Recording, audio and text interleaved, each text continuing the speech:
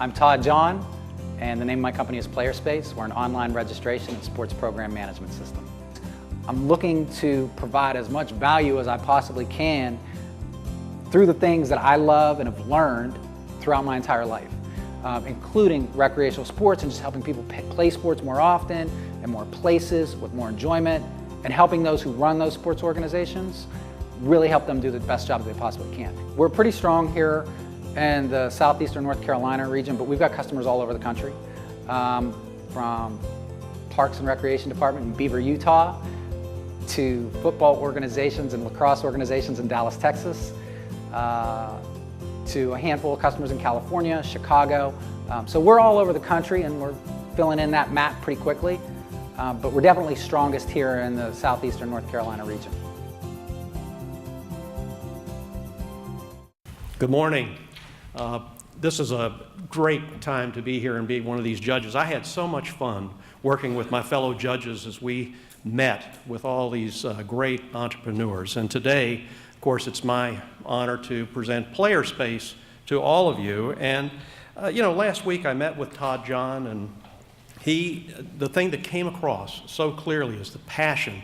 And you'll probably hear about passion a lot with entrepreneurs, but his passion came across so well, and he had the support of his wife, Hillary, through a chain of events that I'm going to talk to you about for just a moment. But the guiding principle of his company was to create an opportunity for sports where people, everyone that plays sports, can be recognized and can socially interact, and also to create an all-encompassing company that allowed you not only to set up the organization, but to create the schedules and manage the teams and do all those things necessary to have a great athletic team. But there's a little history that I want to share with you. And Todd was like 6 credits short of getting his master's degree. And he said, that's not what I want to do. I think I know what I'm going to do. I'm going to start a bookbinding company. So he starts this bookbinding company in Northern Virginia, grows it to $1 million in sales, has a $500,000 a year cash flow, no debt to the bank. Sorry, Charlie. No debt to the bank. But he used his credit cards, ran all his credit cards up, and he took that business. But about that time, even though he had built it, some friends of his were getting involved with AOL. And AOL at that time was a really, big deal in the industry, and Todd decided he wanted to join his friends. And then what happens? He goes to work for AOL and ends up on that corporate paycheck, that addiction, big expense account, big paycheck, comfort zone. And as he's going through all that for a few years, he and his wife, Hillary, said, we really don't want to live in Northern Virginia. He's going to New York and Virginia. And they came to Wilmington for a wedding.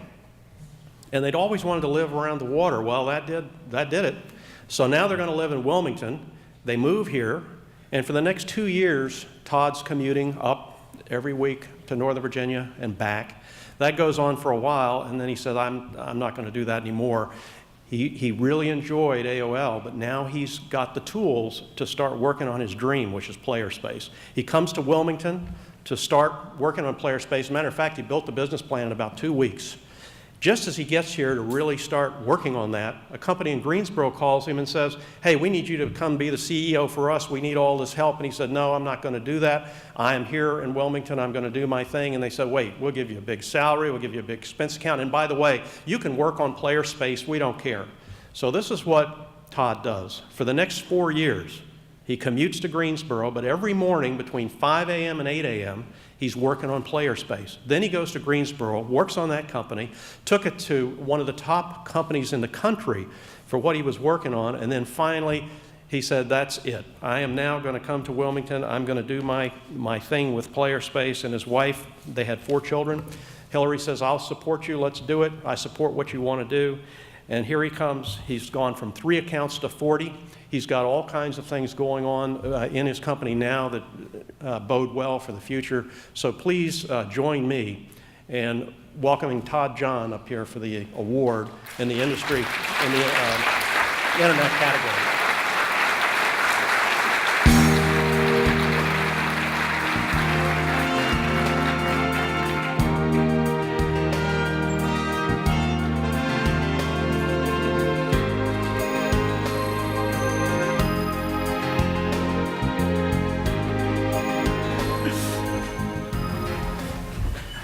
Good morning, everyone. Thanks, Tom, for the introduction. It was wonderful. Our company, PlayerSpace, competes nationally, and our largest competitor is a division of Dick's Sporting Goods that has national reach. They're an $8 billion organization. Our second largest competitor is a $1 billion publicly traded company out of San Diego. But we're in that conversation with them. That's what we've done in the last few years. And there's a few thank yous in order. In no specific order, Pete Critali, who has helped me raise a little bit of money to actually make that happen, who said to me, it takes a village to raise a company, much like a child. And that's really what this little speech is about, a bunch of thank yous. Because sometimes, a lot of times, as an entrepreneur, all you have is someone else's belief in you. So to Chrissy Fry, who handles all of our customers, Michael Andreyko, my original business partner, my wife Hillary, who's been there throughout, a lot of, really been there throughout. Kevin Lockamy, these are all folks that aren't necessarily here. Jeff Shane, our CTO, folks that have been there from the beginning. And again, it takes a village, and it really is all of ours that has helped us to get to this point, and I thank them all. Thank you.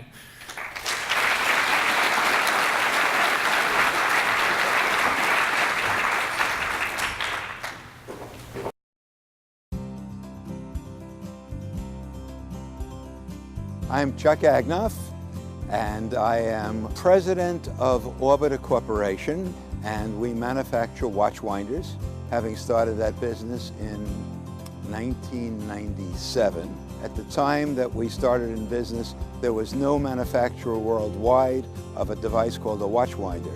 And so I decided, using some of the Interroll components from my previous company, to build a watch winder. We then began to promote them actively, and over the years sold them not only to watch collectors, but to some of the watch manufacturers in Switzerland as accessory devices. Started a factory in Europe. We have a licensee in Japan. We have 3 boutique shops that we work with in China, which is really an emerging market, and that ended up with us developing a total new market. So that's how Orbiter has grown and prospered over the years. Y'all remember that guy? You know, his name was Ralph Waldo Emerson. You know, he was a philosopher and a poet and a lecturer back in the 1800s. He once wrote this, and I want to quote to you. If a man has good corn or wood or boards or pigs to sell, and can make better chairs or knives, crucibles or church organs than anybody else, you will find a broad, hard-beaten road to his house, though it be in the woods. Well, there's a little translation that came out of that a few years later, and it says, you know, if a man can build a better mousetrap, the world will beat a path to your door. And when I met with Chuck the other day at his office in Orbiter, that kept going through my mind, building the better mousetrap. And he sees ways to build beautiful things, and I wish we had those on display here so you could see them today. But he told me that there's always demand for a luxury item. If you can come up with a good quality luxury item, there are people that will have an interest in that. And so he was the founder, just to go back a little bit of history, he was the founder of a company called Interroll in 1968. And they developed the cargo systems to move cargo inside the fuselage of aircraft.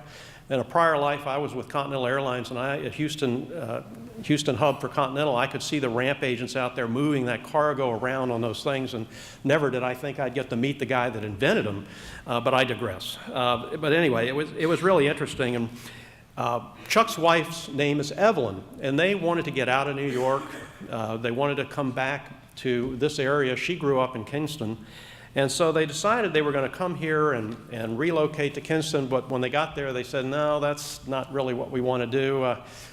We want to be on the water, because they were on the water in New York. And she said, well, yeah, that's where we go fishing. Because at that time, there was no I-40 here, there was no new airport. And so they said, well, let's go to Wilmington, and we'll take Interroll and bring it to Wilmington. They also brought 45 families from New York, and that's what starts building communities. But then he retired from Enterol, and that's when the fun really started. His wife bought him a Rolex. He turned 60, retired, bought him a Rolex. So he goes down to Reed's Jewelers and says, you know, how does this thing work? Is it quartz? And they said, no, this is a wind-up watch. And he said, a wind-up, because he'd always owned, you know, quartz watches. And the jeweler said, what you need is a winder. And Chuck's thinking, where do you mean there are people in the world that come to your house and wind your watch? And he's trying, what's a winder? And the guy said, no, for $2,000, I'll sell you this little box, and it'll wind your watch. And Chuck sits there, I can build that for $500. And the jeweler says, if you can, I'll buy some from you. Well, that starts the whole show, and there are many stories, and I don't have the time to go through them all, but I've got to tell one.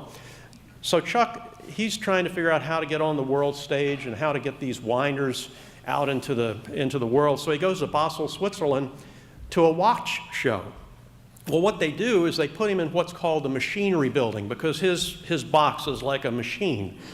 And he's over in this building with all this machinery, and he's saying, this is not where I'm supposed to be. I need to be over there, you know, with Tag Heuer and Ulysse Nardin. I need to be over where the watch people are. And so he's trying to get in the watch building, and the people stand there and say, well, it takes years to get into the watch building. You can't just go there and start showing your stuff. So this man's an entrepreneur. He's roaming around the building. He ends up on the 3rd floor. He finds a 5-foot wide hall.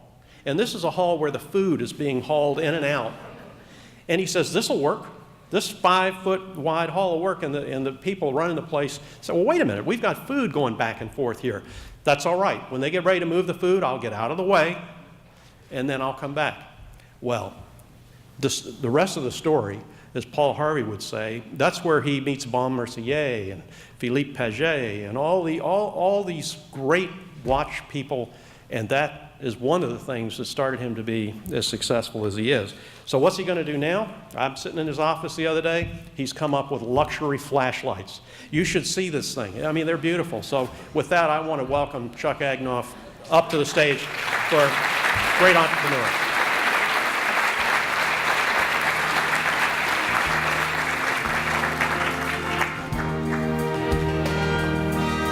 Thank you, Tom. Well done. Good morning. I'm reminded of an award that I won a few years ago. Actually, it was 1965, a little bit more than a few years ago. At the time, I was entrepreneurial and had a manufacturer's rep agency selling ball bearings. One of the companies I represented decided to have a sales contest, and the winner would have a 2-week trip to Japan. I was lucky. I actually won the contest, and together with the managing director of the company and the financial director of the company, and with our wives, we set out to Osaka, Japan for a big celebration by the bearing company that we represented over there. There was an event pretty much like this event. I was called to the dais, and we had prepared business cards with our names and titles on the back of the card in Japanese. And so the MC introduced me. There was a rousing ovation. I was sort of the samurai warrior who had sold more bearings than anybody else. And a young lady in a kimono came up and presented me with a Nikon camera. That was my award. Subsequently, they introduced the managing director of the company. He likewise was introduced, a big hand, and the presentation for him were a set of binoculars. Finally, the financial director was introduced, Mr. Lefkowitz, and the MC read out in Japanese his name and title, and the audience was stunned. Even the MC was stunned. It wasn't until a few minutes later when the president of the bearing company, who spoke English, looked at the business card, and the translation of financial director was, in fact, funeral director. True story. Why do I bring this to your attention? Because I decided for this meeting to look up in a French dictionary the word entrepreneur. And guess what? The literal translation is that of an undertaker. Consequently, I present to you an undertaker who, in the best sense of the word, has undertaken new ventures in business and have been reasonably successful. And together with my wife, we've started and run several businesses. Fortunately, most of them, not all, but most of them have been very successful. We recently started, in fact, banking with BB&T. One of their offices is sitting at my table, so I am restricted to talk about other banks that we've talked about in the future. In any event, I appreciate the honor of being awarded, and I certainly look forward to continuing doing things, including flashlights. One last word for Tom. He said it would have been nice if we could have some of our products on display. He never told me that, or we would have. Thank you.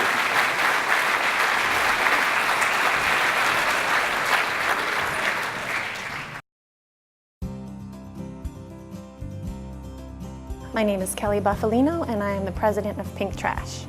My husband and I have a local business, and we were going over our expenses for the year and noticed that our trash expenses were a bit high. We thought there was room for improvement, and so we just decided to start our own business. We decided to make our receptacles pink to support breast cancer.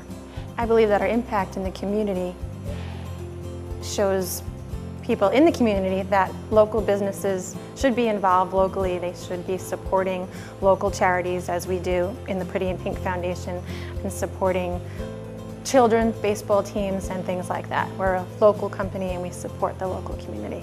Our plans for the future are just to keep growing and to keep helping out in the community. It is indeed an honor to present the next two category winners of the Entrepreneur Awards.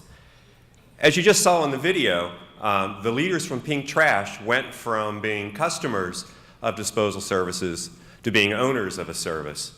And one of the things they did when they started the business was to establish some guiding principles.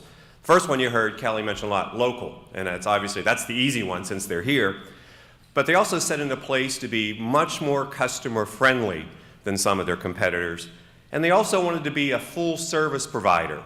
For a home, it's easy just to pick up the recyclables or the trash that you need, but for businesses, they have some additional needs, and that's where they offer additional services. And as you heard Kelly mention, due to some personal issues and personal crises in their life, they decided to be very involved in giving back to the community. So those are their guiding principles. One of their innovative approaches is obviously just the name of their firm, Pink Trash. And I don't think there's anybody in this room that hasn't seen one of their pink trucks or one of the pink disposal units that are all over town, which really causes a lot of attention and really markets their firm. What really impressed our committee was their solid business plan. Their ability in the past few years to obtain quite a significant amount of capital in a very tight capital market, and the expectation of their management to provide very high customer services. As I mentioned and Kelly mentioned, high on our list is customer service, and examples of these are they actually have a live person to answer the phone 7 days a week that's here in the Wilmington area.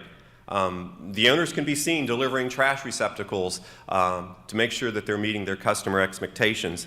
And another one is that they've taken on a real effort to retrain their drivers, many of them who worked for their customers with their customer service goals and high expectations. Or even, as they described to us, repainting receptacles, not just to be pink. They could be camouflaged. They could be different colors if a customer wants something different and unique at their business.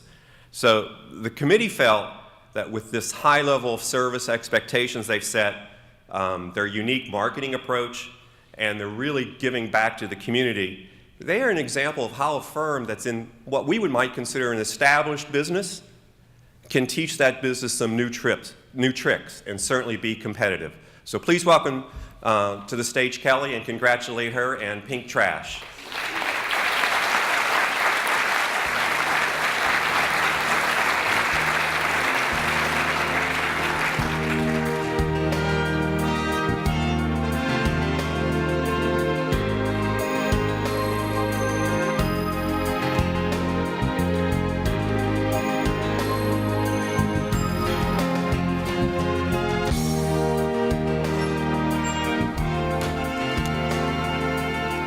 very much. I am not as comfortable up here at the podium as everyone before me has seemed to be, but that's why I wrote something last night.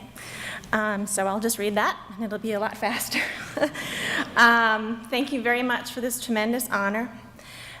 Who would have thought that a little cancer survivor like me could have caused such a stir in the big, bad trash world? But seriously, Pink Trash would not be able to function without my #1 partner, Chris Buffalino, our financial wizard, Sean Kiviat, and 3 generations of the Inman family. We have a great group of very dedicated partners and employees who take great pride in their work and are happy to be involved with a company that gives back to their community in more ways than one. Thank you to Joy Wade of the Pretty in Pink Foundation for nominating us, and congratulations to every other company in every category. We're all winners. Go Pink Trash.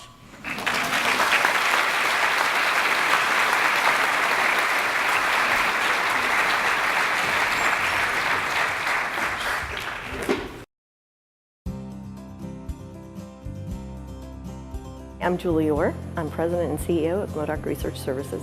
The services we provide are in the area of clinical trial operations and medical writing to early phase development programs. We've had a phenomenal growth over the last 2 years. We actually expanded our company during a time when a lot of people were having to pull back the size of their companies, so we've been very fortunate over the last 4 years to grow immensely.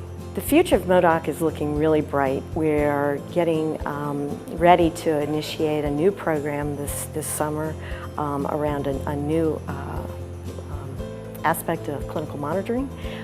We're expanding our medical writing services, and we're looking very excitedly about working toward launching a new clinical program with a new company bringing on a new product. It is a pleasure to introduce another entrepreneur firm with the name of Modoc. And as I've started to say before, all of our winners find niches to really excel at, and Modoc is one of those that has found a unique niche to move their company forward. The firm actually specializes in providing clinical support service with a specialization towards the smaller biopharmaceutical, academic, and entrepreneurial research-based companies.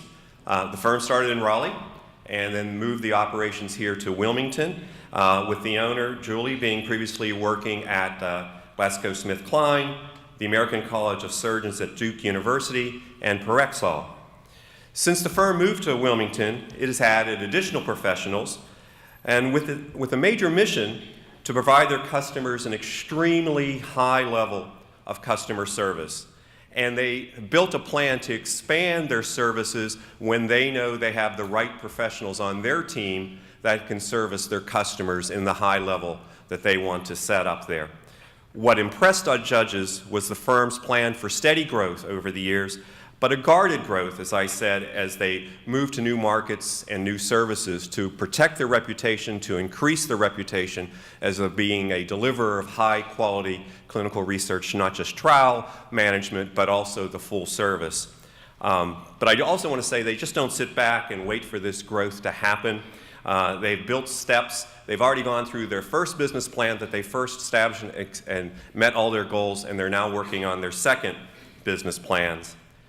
In the past year, they've expanded their services to be a one-stop center with a focus to assist smaller entrepreneurship biotech firms from the idea stage to a formal clinical drug development plan.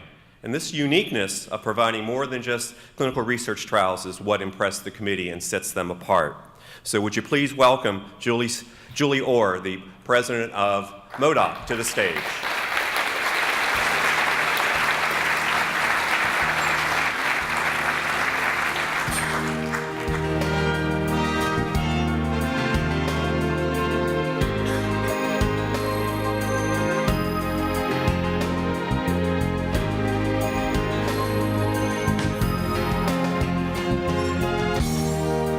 Thanks, Tom. I'm very happy to be here this morning, and I appreciate everyone coming out. I just want to give a note to Jim. After moving down here 8 years ago from Raleigh, you didn't choose wrong. because I couldn't have done what I'm doing here now in Raleigh, because I don't think I would have found the support that I have here. I have to point out and say thank you to a couple of people, and I know I'm going to miss a lot of people. I need to thank Dallas Romanowski, who has been instrumental in supporting our business and growing my talents as a business owner. Randall Johnson with the Biotech Center here in North Carolina, and Mike Robertson's out there, who's my insurance, Mitzi, my insurance agents. Yes. But I also have to thank my family. My son is VP of the company, Matt Orr. Selena Phelan, who is another VP of our company, and my husband Mike, who supports us in many ways. Unfortunately, I have a staff that I can't bring to Wilmington often. We are stretched out across the country, so I have to keep them working so I can be here and enjoy living in Wilmington. So I thank you all, and it's much appreciated.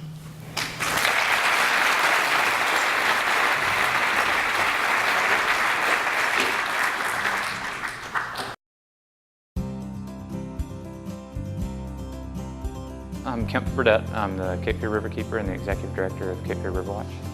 Our mission is to protect and improve the water quality in the lower Cape Fear River Basin. We do that through education, advocacy, and action. Since I've been involved in the organization, we've seen our programs grow. Our education programs have grown tremendously. We're doing summer camps and programs in the schools. We've seen our advocacy work increase quite a bit, and both at the local, the state, and even the national level. And we've seen community involvement really increase. People come out and get involved in our programs. They come out and learn about water quality and what they can do to improve it. They learn about wildlife, and they get connected to their river, which is what we're trying to do. Good morning. I'm Marty Rowan, and I am to introduce Cape Fear River Watch, and I am an active member of the River Watch organization, also a former board member, so I was thrilled to be asked to introduce them this morning. River Watch and its outstanding leader, Kemp Burdett, are committed not just to preserving the quality of the water in our magnificent Cape Fear River, they're also committed to our being able to enjoy the river.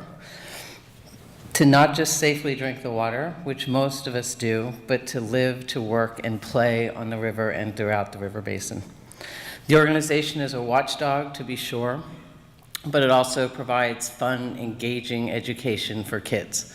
It's a champion with our legislators, but it also takes dozens of us out on paddles every month on one of our local rivers so we can learn a little bit and have some Saturday morning fun on the water. We're fortunate to have this organization in our city, and the organization is fortunate to have Kemp Burdett as its leader. He came to River Watch after stints in Newfoundland and Nicaragua, where he saw firsthand the economic and cultural devastation when the critical natural resource is lost. It was fisheries in Newfoundland and it was rainforest in Nicaragua. Kemp came home to Wilmington, determined to do everything that he could do to make sure that did not happen here. So he works every day to protect our river. Cape Fear River Watch is a nonprofit, but it embodies the entrepreneurial spirit. They are creative, they are resourceful, they're determined and fully committed to their mission that each and every one of us be able to enjoy the wonderful Cape Fear River forever. So I am privileged to introduce Kemp Burdett and Cape Fear River Watch.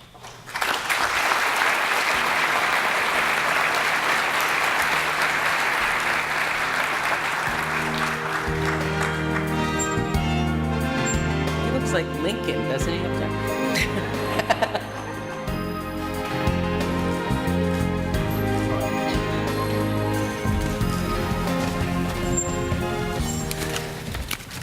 Good morning. Thank you, Marty.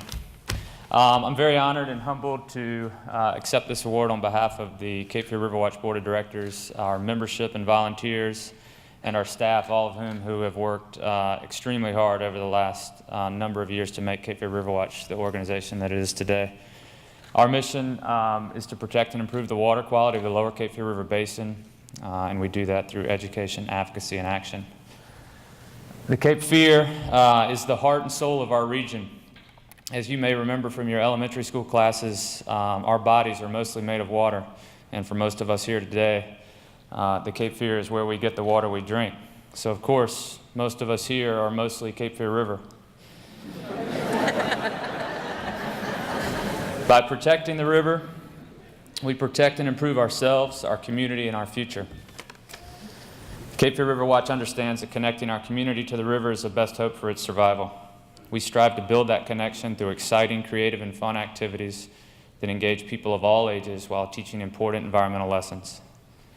As the voice of the river, we fight to positively influence environmental policy on local, state, and national levels. We see our economy and our environment as bound inextricably together, not as mutually exclusive paths to prosperity.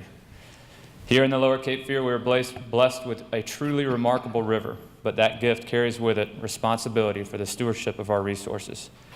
Cape Fear River Watch will work to protect that resource and improve our river every day for as long as we exist. I hope that you will join us. Thank you.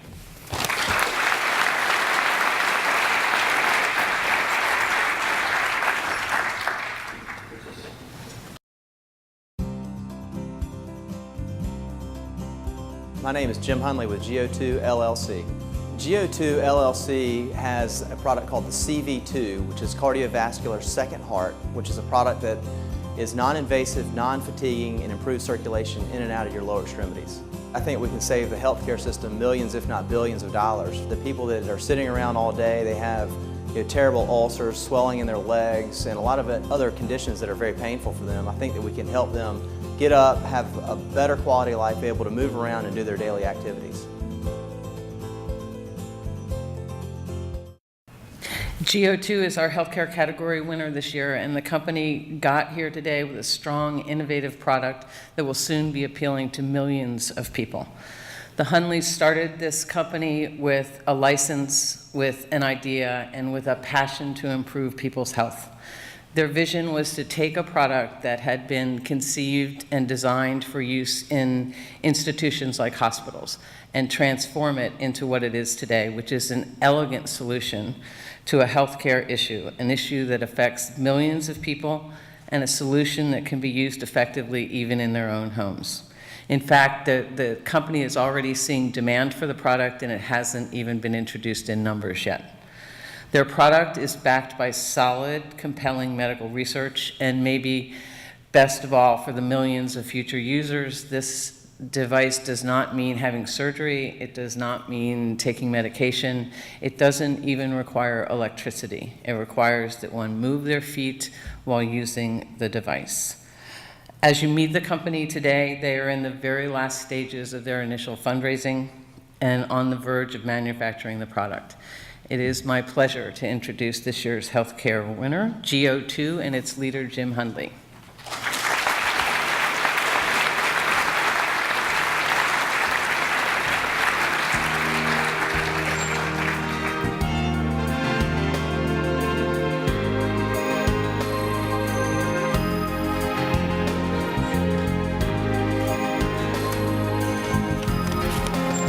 Good morning, and thank you. I want to first point out that I do have more than one tie. I noticed in the video that I was wearing the same tie today, and I'm sorry for that. But really want to say thank you for all of you for being here, the support at our table, the support of UNCW, the CED in Raleigh. We couldn't have done it without you, and we, as Marty said, we do have a product that can help a lot of people. So we look forward to getting it to the market and being successful. So thank you.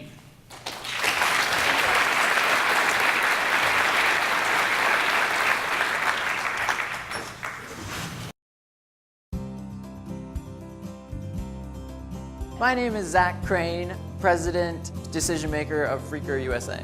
Freaker USA makes these fun things. It's a stretchable drink insulator that goes on everything in the world and keeps it cold and makes it look good.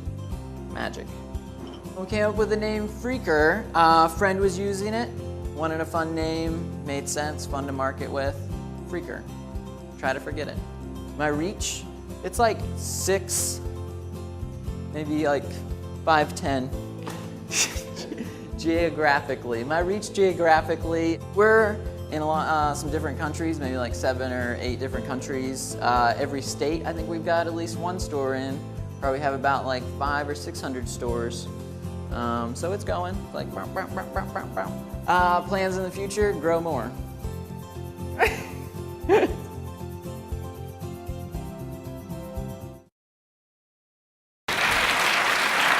And that is Freaker USA. I don't really have much to say about these guys. They truly embody who they are and what their brand is. They definitely have more fun at work than any of us here. I went down last week to meet with them. Their offices are on Castle Street. Zach Crane, who's the CEO, was on the phone, and I asked the so-called mother goose, Alicia. I said, Alicia, you guys were on Shark Tank, right? Some of you might have seen the show.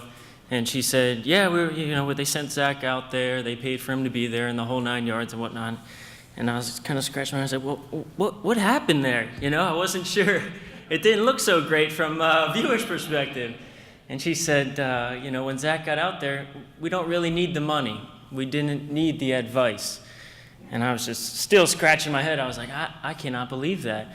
And Zach hung up the phone, and it was MGD, the beer company, and they just ordered 40,000 custom Freakers. And I was like, just that easy. That's great. But in all seriousness, these guys have distribution in all 50 states. They have distribution worldwide. They have retailers like Target, Michaels, Walgreens, Walmart, clamoring to get their products in the store. For most people in retail, it would take a whole career to get that far, and they've been able to accomplish it in the last 2 years. It gives me great pleasure today to introduce the Coastal Entrepreneur Award in Retail to Freaker USA and Zach Crane.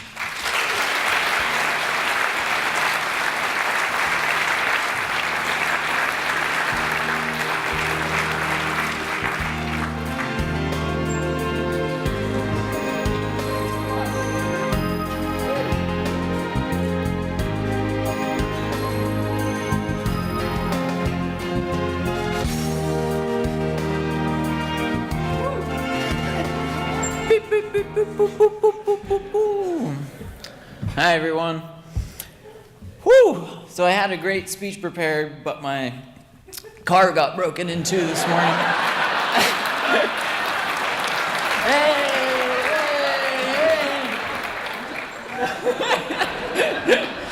No, on the real, very thankful for the award. We don't stop to look at what we're doing very often, so the whole office was excited about it. We don't know too much of what we're doing, so we just go in every day and keep pushing. So it's cool to get recognized, and yay.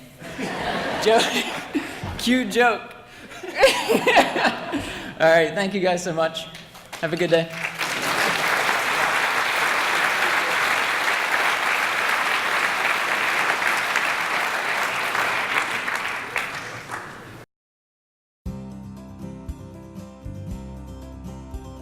My name is Marilyn Bollinger. My name is Howard Bollinger. And we are from the Real Tooth Fairies. Losing a tooth is an experience that every single child goes through. And yet no one knew who the Tooth Fairy was. Where does she live? Where does she take your teeth?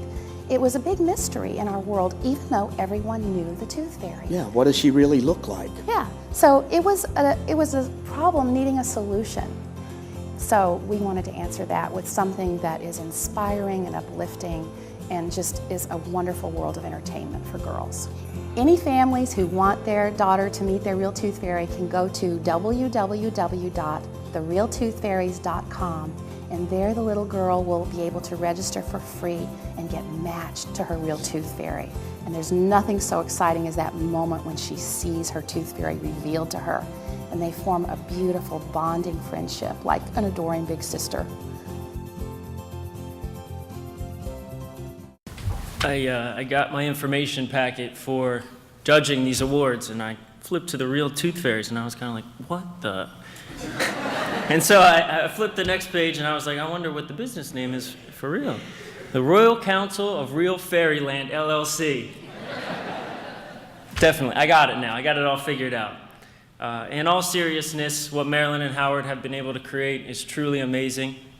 They've created what's really a social network, mainly for young girls from 5 to 10 years old, who can log on to their website and interact with a Real Tooth Fairy. I thought, wow, who would have thought of such a thing? Well, these two would have. Maryland used to be an author for Disney, has written many titles. I searched her on Amazon, and she does exist. Howard worked for 30 years at Hasbro, and the melding of these two minds has created something incredible. They invited me to their corporate headquarters to get to know them a little bit better last week. Little did I know I'd be going to their home. Upstairs in their house is just, you know, real tooth fairies everywhere. It was incredible. I've never seen a $40 million business run out of somebody's house before. When I got there, Marilyn was already in character. She described to me why a 5 or 8-year-old girl needs to know who their real tooth fairy was, and I was sold. That was it for me. I was in. But their social network that they've created, it really promotes self-esteem. It promotes kindness and compassion. It's so much more than the actual tooth fairy itself. These two are really on a mission to change the world, to make it a better place. And this is no small feat, but at this point, I think they're getting 1 million unique hits a month at this point. So I think that they're well on their way to making this world a better place. It gives me great pleasure to introduce the Coastal Entrepreneur Award for Internet, Howard and Marilyn Bollinger.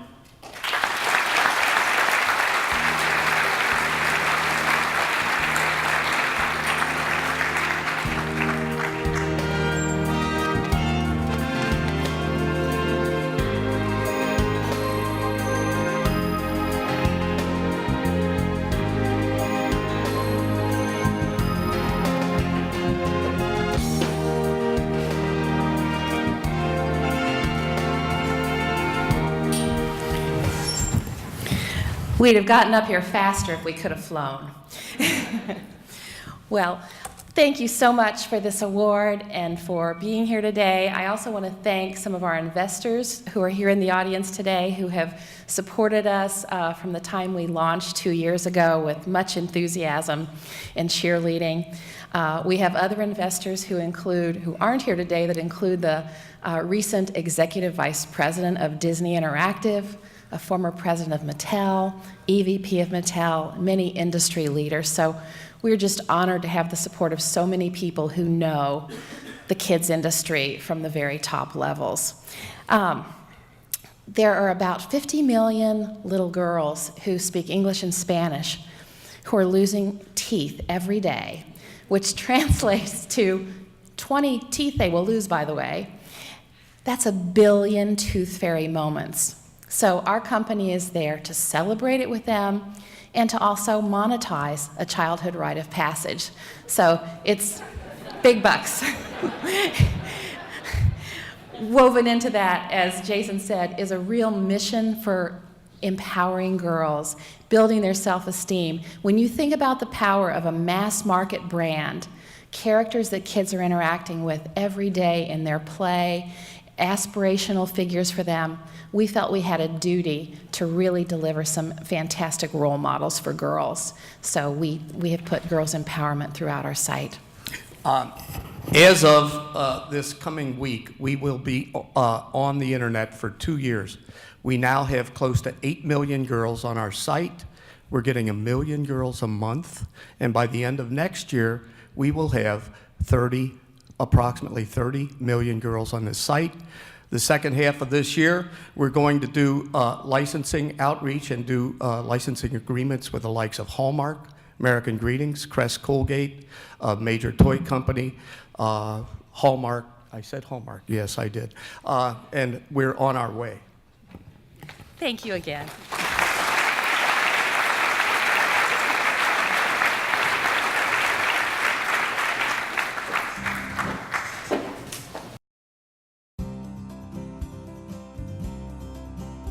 I'm Robert Rosenberg. I'm the president and co-founder of monarchcares.com. We are a web app company. We provide a guide for family caregivers to help manage and coordinate the care of their aging parents.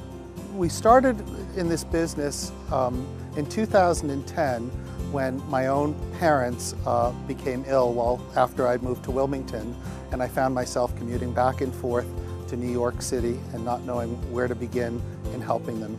I looked online to try to find a solution to help me, and I found there was none, and that's what led us to create Monarch Cares.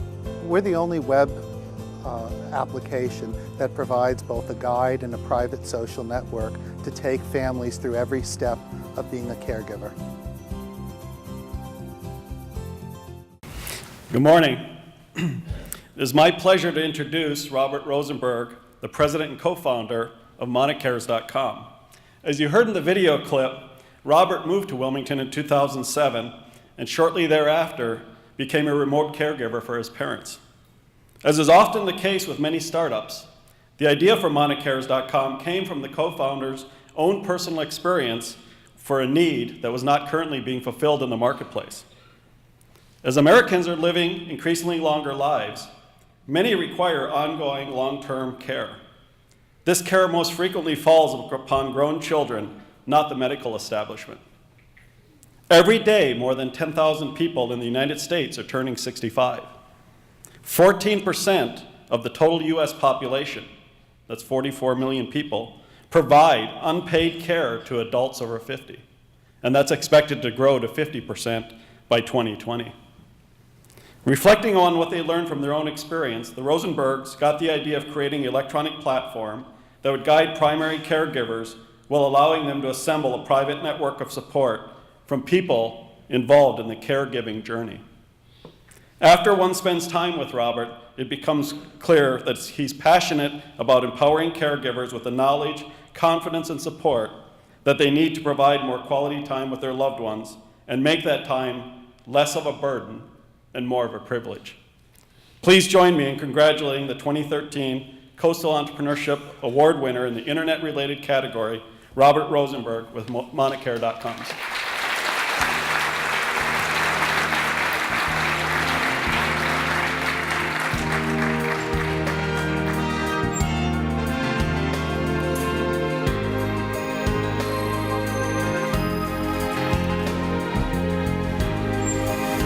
Hi. I'd like to thank Wilma, and I'd like to thank, the Business Journal and also UNCW for honoring us with this award. I also would like to thank my co-founder and my wife and partner, Charlotte Rosenberg, as well as all the people that we've met in Wilmington, our advisors, the people that work with us very closely. We couldn't have done this without everybody's support and help. And finally, I'd like to thank all the heroes in the room who either have cared or will be caring for an aging parent or loved one. Thank you very much.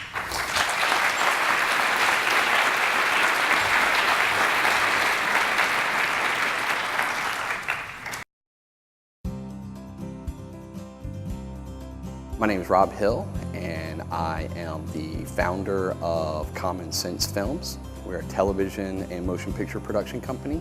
Mainly we focus on documentaries and nonfiction television programs. Our geographical reach is global.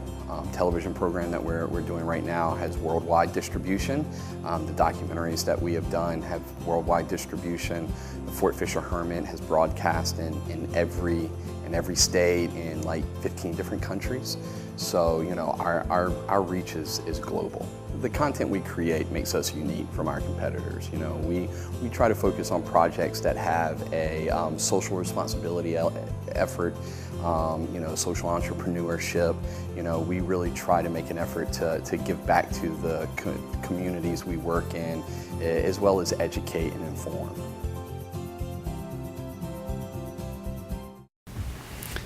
Rob began his career in college where he majored in motion picture and television production at the University of Southern Colorado and worked at the university's PBS station.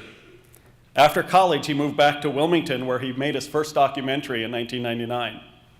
Rob has also worked with WWAY-TV in Wilmington where he served in the roles of audio technician, show director, commercial producer over a 4-year period, working nights and weekends on his own personal projects as a freelancer with his own production company called Rob Hill Productions. One of Rob's projects was a documentary, The Fort Fisher Hermit. As Rob mentioned in the video clip, the Fort Fisher Hermit has been broadcast in every of the 50 states and in many foreign countries. Common Sense Films focuses on documentaries and nonfiction television programming which is what makes it unique in that the projects all have a social responsibility component. It fills a niche market that is currently underserved in the global marketplace. Please join me in congratulating the 2013 Coastal Entrepreneurship Award winner in the film-related category, Rob Hill with Common Sense Films.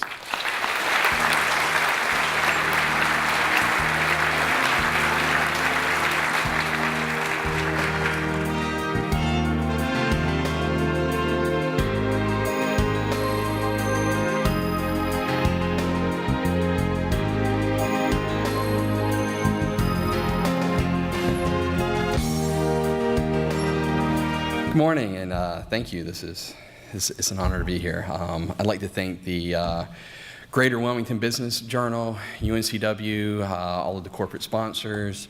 I'd like to thank my friends and family that were able to be here today, my mother, my wife Sheila, my business partner Richard Seriani, who's not here, Cullen Lee for his devotion to Common Sense Films, and to Jim Lee as well for his devotion and support. And thank you very much.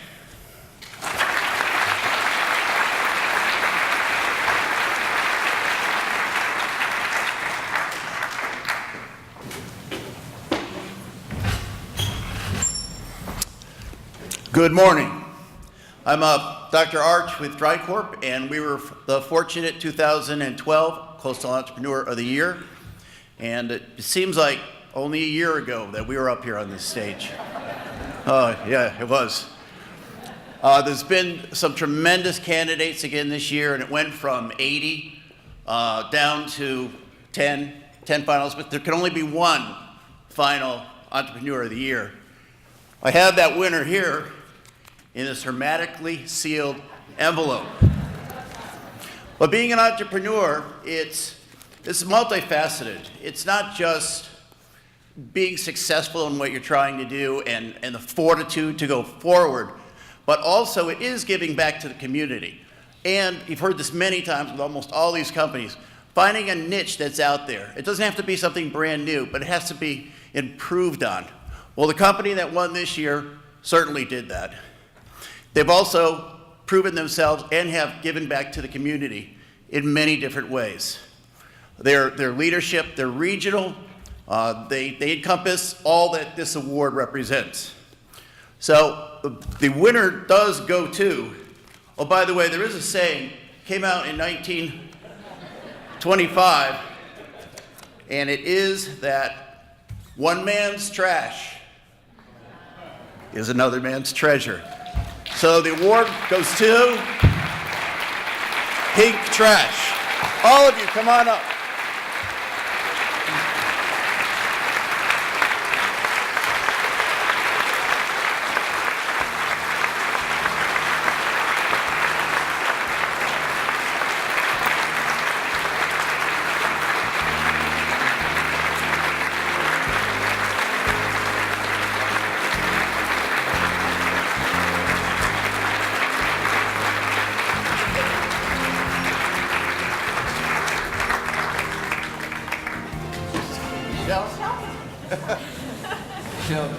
Oh, and the green, look at this, everybody's pink. The accounting person's wearing green. But also for recycling.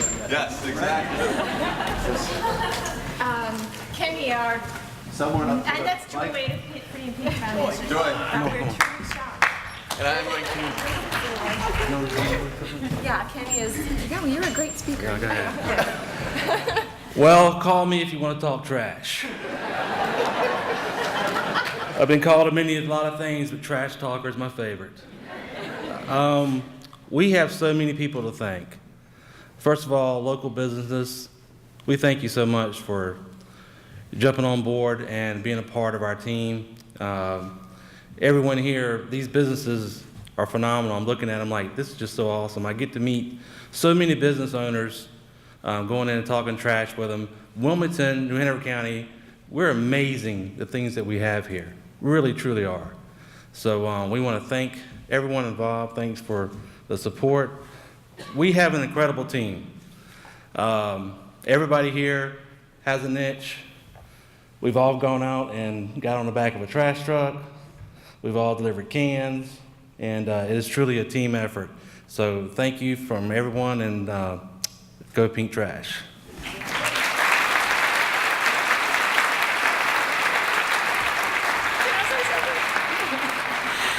Joy Wade of the Pretty in Pink Foundation, a charitable foundation that we support with 1% of every invoice. I nominated them because, y'all, trash is just trash, but they've made trash real. And, you know, we all generate it. But what's happened with them is not only are they taking care of our trash and getting it out of our way, but they're saving lives in doing that. And Kelly and I had the pleasure of meeting about the time they were getting ready to start Pink Trash, and we became friends, and they literally are saving lives of people right here in our community.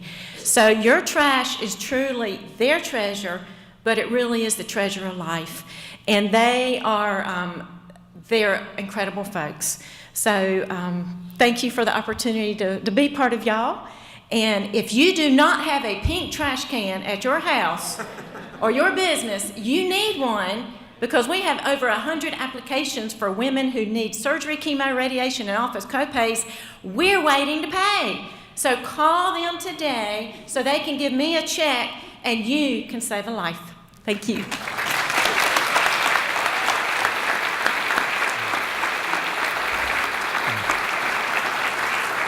Congratulations again to Pink Trash and all the other winners we have with us today. Thank you for coming out, and please go build some more entrepreneurial companies with the rest of your day. Thank you.